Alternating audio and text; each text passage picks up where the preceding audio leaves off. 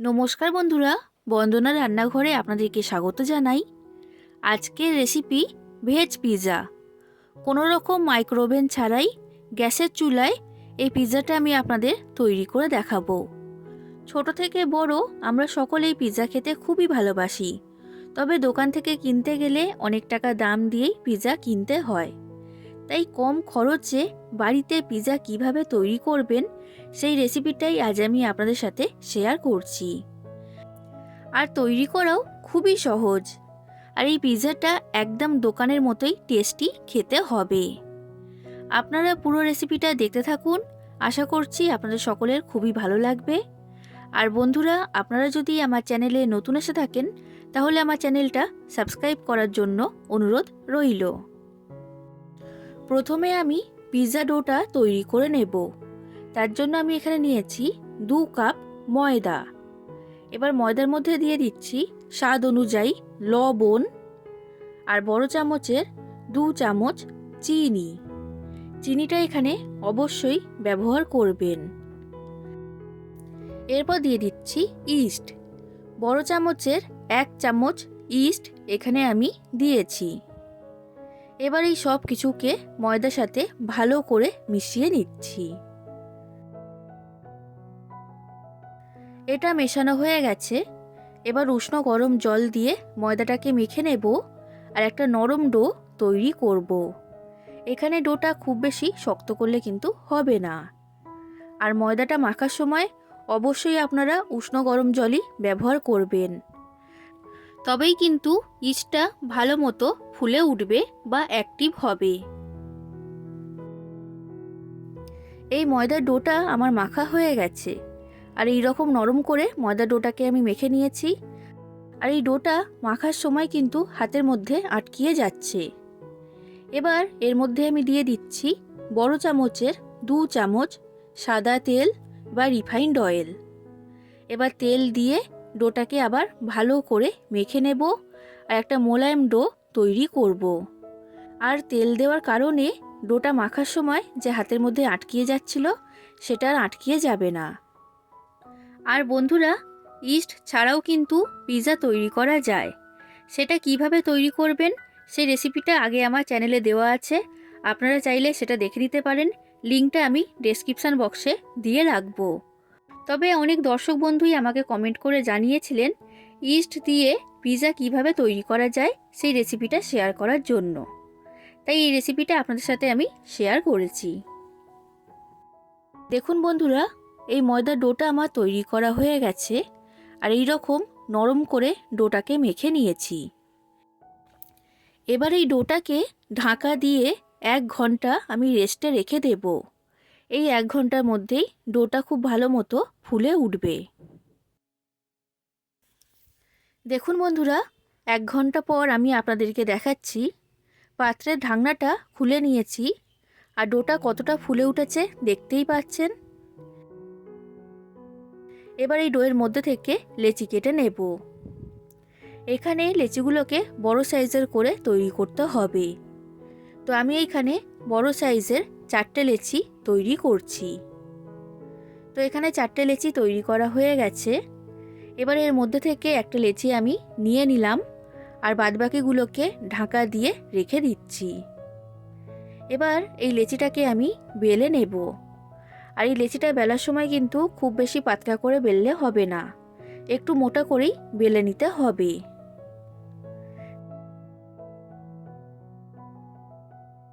দেখুন বন্ধুরা, এটাকে আমি বড় করে আর মোটা করে বেলে নিয়েছি। এবার আমি যে থালার মধ্যে বা প্লেটের মধ্যে পিৎজাটা তৈরি করব সেটাকে রেডি করে নিচ্ছি। তা আমি এইখানে একটা স্টিলের থালা নিয়েছি। এর মধ্যে লাগিয়ে দিচ্ছি সাদা তেল, আর তেলটা ভালো করে চারিদিকে লাগাতে হবে। তেল লাগানোর পর বেলে রাখা রুটিটা আমি থালার মধ্যে দিয়ে দিলাম আর এইভাবে হাত দিয়ে রুটিটাকে সমান করে দিচ্ছি।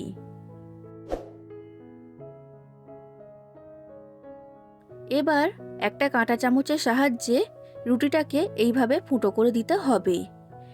এইভাবে ফুটো করে দিলে পিৎজাটা তৈরি হওয়ার সময় কিন্তু এই রুটিটা ফুলে উঠবে না, তার ফলে পিৎজাটা একদম পারফেক্ট তৈরি হবে।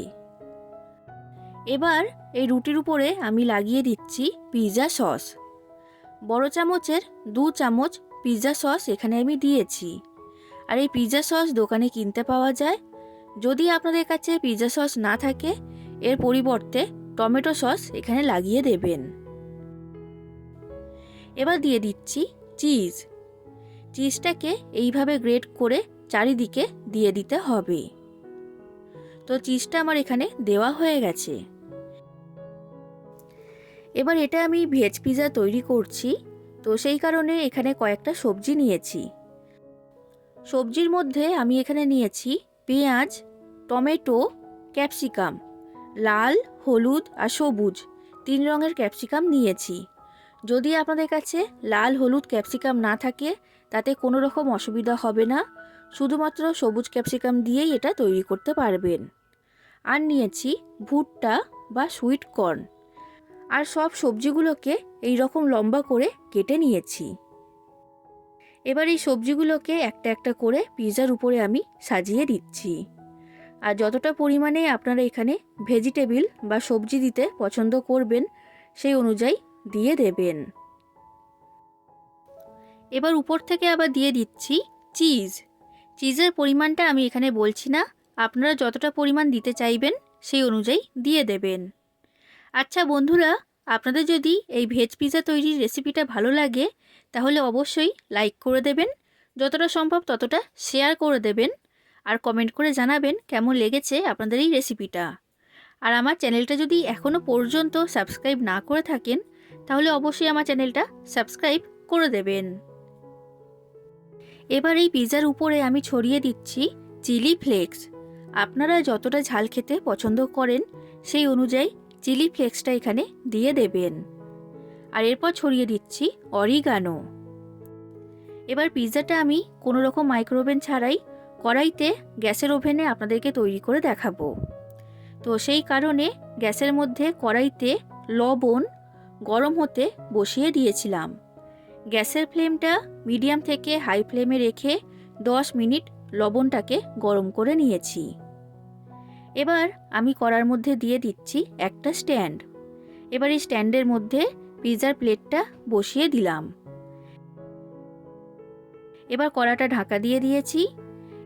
আর কড়াটা এমনভাবে ঢাকা দিতে হবে যেন কোনো দিকে ফাঁকা না থাকে। এবার গ্যাসের ফ্লেমটা মিডিয়াম ফ্লেমে রেখে 15 মিনিট এই পিৎজাটাকে আমি হতে দেব। 15 মিনিটের মধ্যেই এই ভেজ পিৎজাটা তৈরি হয়ে যাবে। তো দেখুন বন্ধুরা, 15 মিনিট হয়ে গেছে। পাত্রের ঢাকনাটা আমি খুলে নিয়েছি। এই ভেজ পিৎজা আমার তৈরি হয়ে গেছে। আর এর মধ্যে যে চিজটা দিয়েছিলাম সেটাও কিন্তু খুব ভালোভাবে গলে গেছে। যদি আপনাদের মনে হয় যে পিৎজাটা কাঁচা রয়েছে তখন আপনারা আরও 5 মিনিট পিৎজাটাকে বেক করে নেবেন। তৈরি হয়ে গেল একদম দোকানের মতো ভেজ পিৎজা। এবার পিৎজাটা আপনাদেরকে আমি কেটে দেখাচ্ছি। দেখুন বন্ধুরা, পিৎজাটা খুবই সুন্দর তৈরি হয়েছে আর নিচে থেকেও কিন্তু একদম পারফেক্ট তৈরি হয়েছে।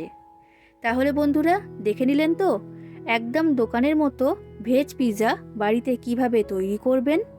এইভাবে আপনারা বানাবেন আর কেমন লেগেছে সেটা কমেন্ট করে আমাকে জানাবেন। আজ আসি বন্ধুরা, আবার দেখা হবে অন্য কোনো দিন অন্য কোনো রেসিপির সাথে। ধন্যবাদ।